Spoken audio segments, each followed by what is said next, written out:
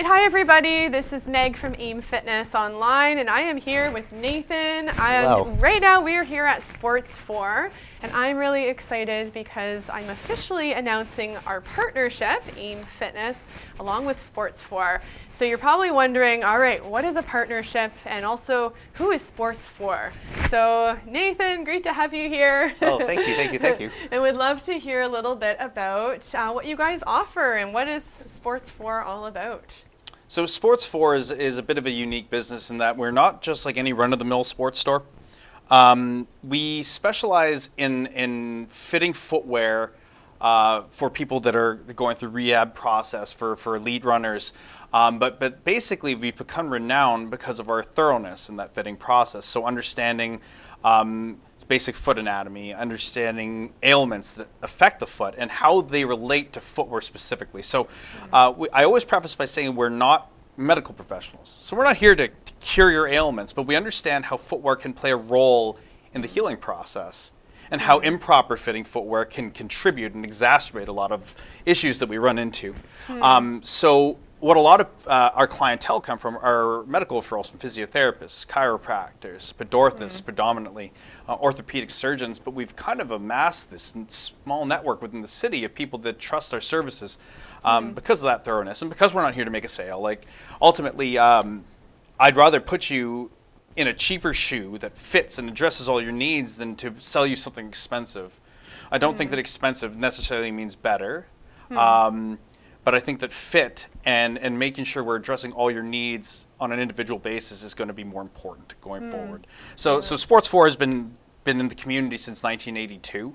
Wow. So there's a lot of community roots here, and it's part of the reason why I absolutely love working here. It feels like a family, and there's no corporate pressure. You don't feel like you have to make these hard sales deadlines and push products on people. I absolutely loathe pressure selling people. In fact, I'd rather actually almost sell you, in some cases, I'd rather sell you nothing. If I don't have something that will address your needs adequately, I'd rather not sell you anything. So we've been operating on that premise since 1982 with the service level that has absolutely made us famous in this area. And if there is anything positive to be said about this pandemic, which there are not very many things to be positive about this pandemic about, but the resurgence and the reinvigorated interest in supporting local business and just being able to help more people has been very refreshing. It's been very eye-opening in a lot of ways. That's awesome. And how long have you been with Sports for? So I've been in and out of this business. I actually started as a sales associate when we had a New Balance store. So it was New Balance Ottawa at our College Square. There's a lot of New Balance going on. New Balance? Exactly. New Balance is everywhere. It's just everywhere. But I started as a sales associate there, and interestingly enough, I actually didn't even want to work at the store.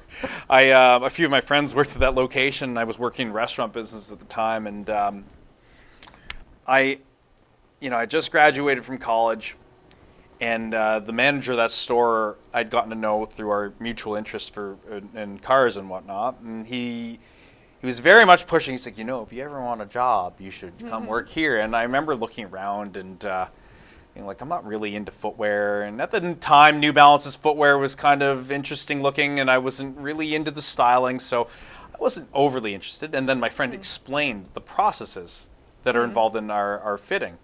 So the measurements, understanding width systems, understanding the gait assessment, the different ailments, and in my head it was very intimidating. So we had spoken during our previous talk about how fitness can be very intimidating for people. And to me, I could not wrap my head around how I would remember all of these different terms, these different conditions, and how they're addressed with footwear. So this effectively turned me right off. But there was some circumstances arose in which I found myself seeking new employment. The restaurants, that part of my life had come to an end. And I was like, it's time to try something new. I'm in between jobs. I've just graduated from college. This is 2010 now, and I need something in between. So I joined the Sports 4 team, and I haven't really looked back since. The training and the things I learned and the people I've met, both on staff and both and client alike, transformed my view of this entire industry, and it became not just a job, it became passion. And not just for footwear as a commodity, but for people and for being able to help people. And we started to kind of realize how much some of these ailments impacted folks. You know, they're coming in with like a bad case of plantar fasciitis, maybe they're coming in with Morton's neuroma, or they have really bad bunions and they've been cramming their foot into really tight fitting shoes for a very long time. And to, first of all, be able to sit down, provide a service that apparently is actually quite rare. Like, you go into a lot of athletic stores and people just toss some shoes, or they don't know the product. They're not there. Like that was my experience. Yeah, I went into somewhere a few years ago to get a new pair, and I'm looking around. I'm like, I want someone to measure my feet, but they don't do that anymore. Yeah. So honestly, I think this is amazing that you guys do, and I can speak. I've had now 3 of my clients who have reached out to me since I mentioned you guys. They're like, oh, they do really good service. They're amazing. They know what they're doing. They know who they're dealing with. Because you guys work with a lot of older adults, right? A lot of seniors. Absolutely. Because a lot of those people are having, you know, how do I get footwear that's comfortable, that I can exercise and walk in safely? And I know that's a constant conversation I have with my clients. So so you guys are doing it well. No, it's music to my ears, and I'm glad that we've been able to keep that service level consistent. It is hard to believe that this business has been around since 1982, but it's it's older than me. Well, I know, right? It's older than me. I think the owner. We were talking about something, and I remember he mentioned 1987. And he was like, "Oh yeah, I was doing this and this," and I was like, "Wow, that was the year I was born." But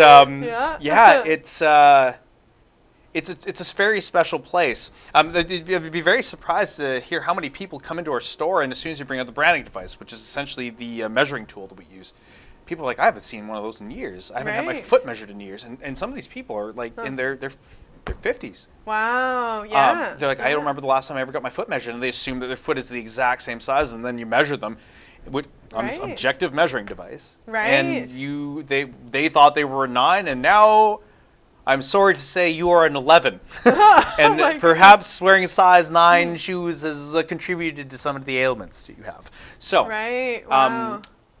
All that to say, I think offering a unique service experience, it always brings me joy. And having people come back, even if you come into the store just to say hi, or you come in to say, hey, you know those shoes you put me in, those really helped. There's some gratification there. Yes, And I think that that's actually the most important part of the business to me. I really could care less about sales. I think it is being able to help people, because I think that's my main motivation. If I were in a position where I wasn't able to help people in a meaningful way, I don't think I would enjoy the work at all. I relate. I understand. And it is those stories. It's, you know, it's the human connection. I think that's why we do what we do, because you want to know that you're making a difference. Right. And I heard a while back that there's 2 things you don't want to skimp on. One of them is a good mattress, and the second is good footwear.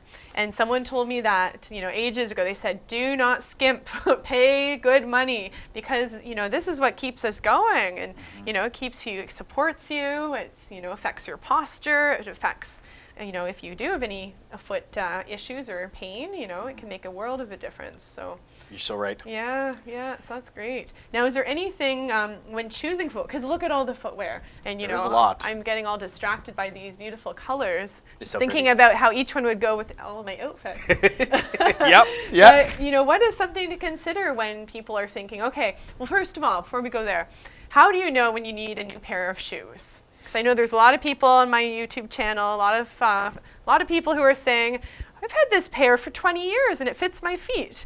So maybe you've had it for 20 years, but is it time to get a new pair after 20 years, or should maybe you go a little sooner than that? I think 20 years, if your shoes lasted you 20 years, well, bless you, your shoes have done you very, very well, because shoes, by and large, especially when it comes to running shoes, a lot of the main components that work to absorb shock, to return energy, to support the foot and whatnot, those systems wear down typically anywhere from, you know, I've seen some runners blow through their shoes in 4 months to a year.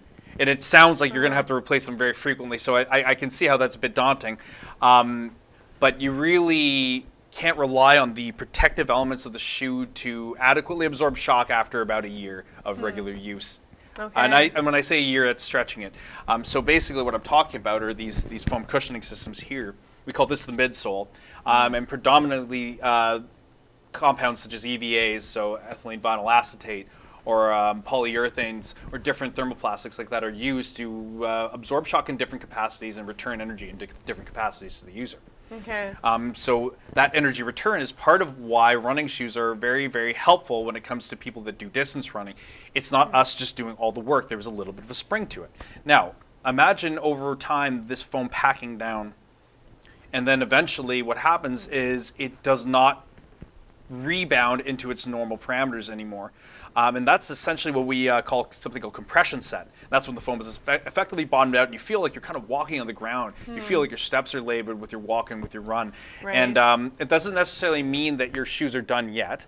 If you're still within that 6-month period, what I would suggest doing is maybe give the shoe maybe a day or two of rest and recovery. And what that allows the foam to do is re-expand. It's when we're using our shoes day after day after day that these foams start to compact, and we never give them adequate time to recover. So 2 days of recovery, but beyond 6 months, that recovery process starts to kind of diminish. And that's one indicator, is that feeling, that sensation. Some people also have, their bodies have tells. So I get a lot of clients that come in and say, like, yeah, whenever like my knees start to feel a little weird, like I get a little bit of a twinge in my IT band, that's when I know I need to replace them. Okay. And I'm not necessarily saying you should wait till you experience pain, because I don't think that's a good idea. But you know, your body will also tell you that there is a time that to replace the shoes. Sometimes for people it's plantar fasciitis. Their plantar fascia will become a little bit more inflamed. A couple other indicators are the rubbers on the base of the shoe here. So these rubbers are actually different compounds. They're not all the same. So what most running shoes will use is a softer rubber compound somewhere around the forefoot area, and that's going to be to not only give us traction, but it's also there to help absorb shock. Okay. Now this rubber is softer, will wear down a little bit faster, but the heel rubber is typically more durable because the outside of the heel, right here, is one of the highest wear points when it comes to running shoes. If this is worn down and bald, and you can see the foam, you need to replace your shoes. Okay. Because this foam, this rubber is not wearing down at the same rate as everything else. Like if this is gone, you know, your shoes are dead. Okay. All right. So some of you need to go shopping. You need to come into Sports 4.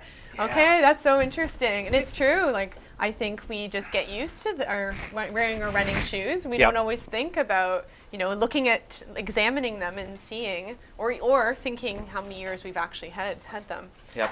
Now another question, because just recently I realized there's a lot of different categories of shoes. Yeah. So for an older adult who's maybe not necessarily running, there's running shoes, but then there's also something called a cross trainer. Yes. So tell us, what is the difference between a running shoe and a cross trainer? Okay, so there's running activity shoes as a whole. There's so many subsegments, and I'm actually going to talk about a third segment just so I can kind of explain cross trainers a little bit more easily. One. Yeah, we're going to talk about court shoes. So when I think about court shoes, I'm thinking about sports like volleyball. I'm thinking of badminton, tennis, heavy side-to-side movements. Now those shoes are constructed in a way that cradles the foot more and is also a little bit more stiff so that the shoe doesn't twist with the movement of the ankle. And that's just designed to keep us from rolling our ankles throughout those side-to-side movements, so those dynamic ranges. Running shoes, on the opposite end of the spectrum, are designed for linear motion only. So a lot of people think that runners are designed for every kind of fitness activity, and it's just simply not true. Running shoes are designed for linear, high-impact activities, so running, walking, you're great, but they do not handle side-to-side movements very well. And a cross trainer is like if the two ends of the spectrum had a little shoe baby, you would have like a cross trainer. Okay. It's supposed to be like a jack of all trades. It handles a little bit of lateral movement, but it's not quite as stiff as a court shoe. And it's supposed to handle a little bit of running, but not quite as well as a running shoe. Now, this definition is a little bit dated because cross trainers tend to follow fitness trends. So it depends on what's popular at the time. So there was an era where Zumba was just all the rage and everyone was doing Zumba. Zumba. I love Zumba. It still is the rage. Ah, yes. I also love Zumba. But anyways, all that to say is that at the time there was a lot of Zumba shoes being released. And the construction of that kind of a shoe is going to be very different than the kind of cross trainer that handles a sport like CrossFit. So CrossFit designed a little bit more to accommodate weightlifting activities. There's elements of rope climb and other gymnastic movements. So the shoe has to be more durable. It has to be more stable. So they're using different compounds. And even once upon a time, there were shoes that were truly designed to handle virtually everything. So lots of cushioning, but still a bit of stiffness. A bit of like a lateral buildup on the outside of the shoe, so just like around here to keep you from rolling your ankle. But by and large, I find that those shoes are harder to find. Okay. Like you don't see them as much anymore, and the cross training segment has become very, very specific. Okay. Huh. All that to say, cross trainers will be ideal for any kind of stabilizing exercises or loaded movements. So like your any kind of weights or any kind of exercise where stability is involved, predominantly because the foam compounds are a little bit more firm. They don't compress as easily, which is going to enhance your stability. So for balance, if you're looking at, doing balance exercises, a cross trainer would be ideal for that. Okay. And there are even some ways that you can bend the rules. So I also think that yes, for fitness classes, cross trainers are typically better on paper, but sometimes the client has needs that we just simply can't be accommodated by a cross trainer. So there are ways once you understand the rules, you can kind of play around with them and compromise. And running shoes have a segment called neutral stability shoes that I think actually work very well for people that want cushioning, that want support. Maybe they have an orthotic or something along those lines, but they also require stable base for their activities. So they're actually the shoes here right there. And those shoes are all designed with a much wider base. These ones right here. Yeah, exactly. So this is the Brooks Diet. Ones. Yep. Okay, so it's a little more flat. Is that what you're saying? It's a little more flat, and the entire base of the shoe is wider. So they're built on something called straight last, and if you think about what a last is, it's essentially like the mold or platform that the shoe is built on. And a perfect straight last would be perfectly symmetrical on both sides of the shoe if I were to split it down the middle. Okay. Okay. Now, they tend to be a little more filled out, so they're very good for orthotics. They're a little more stable, and they also typically, at least in this segment here, use one density of foam as opposed to multiple densities. So different shoes will have different foam compounds working together to enhance shock absorption or comfort in certain regions. These ones will use lots of cushioning, but it's one density, so you don't have uneven compression in different areas. So that's one way that we can compromise, and I find that we end up going that route a little bit more these days, especially with the limitations we find in cross training. Yeah, okay. Very interesting. Yeah, who knew that there were all these different types of shoes? I know, right? But it's wonderful because, like you say, those people with orthotics, those people with hammer toes or with, more foot issues, maybe you've had an injury in the past, it's nice to know that you don't have to fit into that old shoe that, was invented years ago. Things have changed. So that's really awesome. No, absolutely. Oh, that's great. That's great. Well, thank you so much, Nathan. You're very Great welcome. to chat with you. This has been a lot of fun, and I hope you guys have enjoyed. If you do have any questions for Nathan, I'll leave his contact information and information about Sports 4. Now, you guys have 2 locations. Yes, we do. All right, both in Ottawa. So Yes. where are you located? So this location where we are currently having this conversation is located on Bank Street, downtown Ottawa. It's between Laurier and Slater, and the address is 149. So 149 Bank Street between Laurier and Slater, and this is our original location. This is Sports 4 Classic. You'll even see the classic banner over top of the store, which is really kind of a throwback. And then we have a store called Square, which is right next to Algonquin. It's 1371B Woodruff Avenue. And it's a little bit of a newer kind of approach as far as the overall aesthetic of the store is concerned, but you can expect the same level of service at both locations. So Awesome. those are, and then sports4.com, which is the online website, which we periodically will offer virtual fitting consultation services. So in order to make it accessible, especially during pandemic times where people are a little apprehensive about leaving their homes, I wanted to make sure that Sports 4 magic was still accessible to people that were a bit apprehensive. So I created virtual services where I have the clients do measurements at home.